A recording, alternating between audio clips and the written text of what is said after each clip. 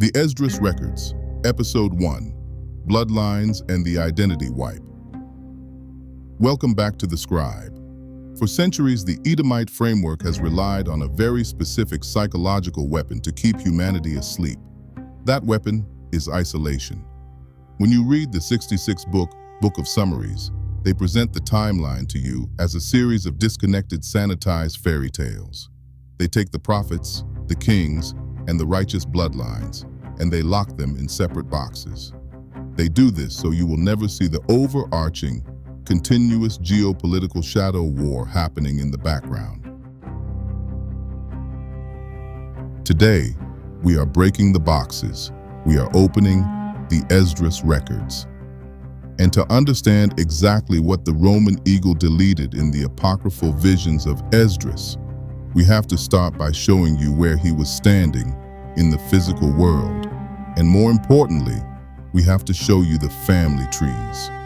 Let's go to the Persian capital, the Palace of Shushan. The Western Church will tell you the story of Queen Esther as a standalone story of bravery. They tell you she approached King Ahasuerus to save her people from a man named Haman. But what they deliberately fail to emphasize is who Haman was. Haman was an Agagite, an Amalekite. He was a direct descendant of Esau. He was an Edomite. Esther wasn't just fighting a wicked man. She was fighting the Edomite agenda to completely eradicate the Judahite genetics. And because she risked her life in the Palace of Shushan, she won. The bloodline was secured. Now, why does that matter for our timeline? The sanitized system wants you to believe that the Persian kings were just a random sequence of rulers. They hide the succession. King Ahasuerus, Esther's husband, had a son who inherited the empire. His name was King Artaxerxes. That means Queen Esther was the stepmother of King Artaxerxes. And just one generation after Esther secured the bloodline, standing in that exact same Palace of Shushan, under the rule of her stepson Artaxerxes, is a joint task force deployed by the Most High. First, you have an Israelite scribe named Ezra. He has the royal favor and the funding to return to Jerusalem and restore the spiritual law. But Ezra didn't go into this war zone alone. Operating out of that exact same palace was another Israelite who had infiltrated the highest level of the king's court, Nehemiah. Ezra and Nehemiah didn't just walk up to a random pagan king and ask for money. They approached a king who had been raised in a palace where Queen Esther, an Israelite, was the most influential woman in the empire. She had already neutralized the Edomite threat in that very house, making it politically safe for her stepson to fund this Israelite task force. Nehemiah used his political leverage to go secure the physical borders of Jerusalem. He locked down the gates with stone and timber to keep the surrounding enemies out. And once the physical walls were up, who did Nehemiah call to the wooden podium to read the unsealed records to the awakened people? Ezra. They stood shoulder to shoulder. Esther protected the genetics.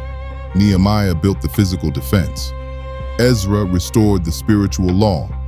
But the power structure knew that simply separating these books in the Bible wasn't enough. People would eventually map the bloodlines. So they initiated a massive, calculated identity wipe. They changed the names to hide the crime scene. Let's look at the linguistic tricks the Western translators use to sever your connection to the truth. First, the locations. In the original text, the capital is Shushan, but open a modern Western translation and they change it to Susa. Why?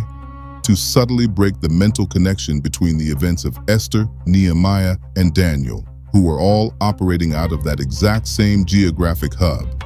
Second, the prophet himself. Why is the apocalyptic book called Esdras, while the summarized 66-book version is called Ezra? Esdras is simply the Greek transliteration of the Hebrew name Ezra. by changing the name of the book to a Greek format in the Apocrypha. The Roman system achieved their goal. They disconnected the terrifying end-times prophecies of the book of Esdras from the historical law-bringing man named Ezra. If the names don't match, the reader assumes they are two different people. But the third identity wipe is the most dangerous deception in the entire biblical framework. How do you hide the enemy when they are ruling over you? You change what they are called. In the Greek and Roman historical records, and right in the background of the New Testament, the Edomites are suddenly given a new name. They are called the Idumeans.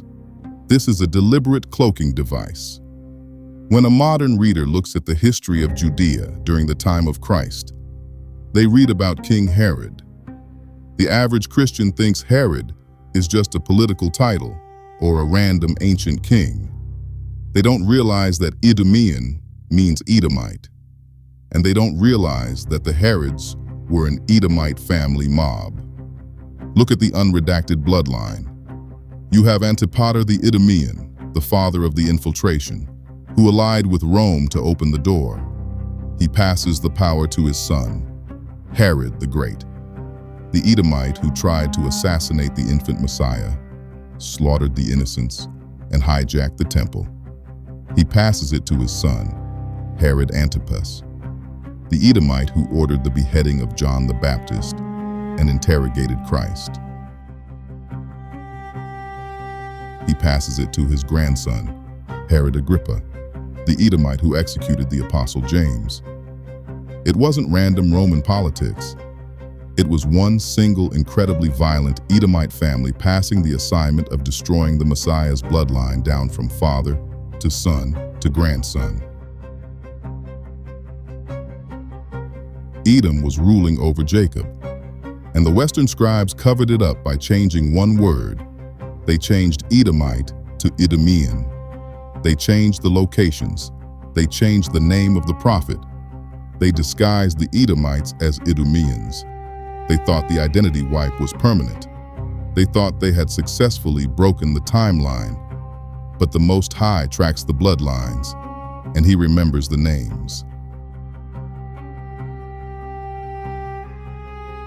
Now that you know who Ezra really is, and you know exactly who he was fighting, wait until you see what the scribes deleted from his historical record.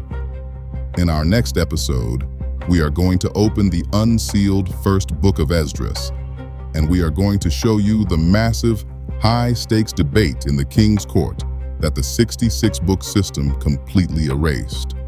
The amnesia ends now.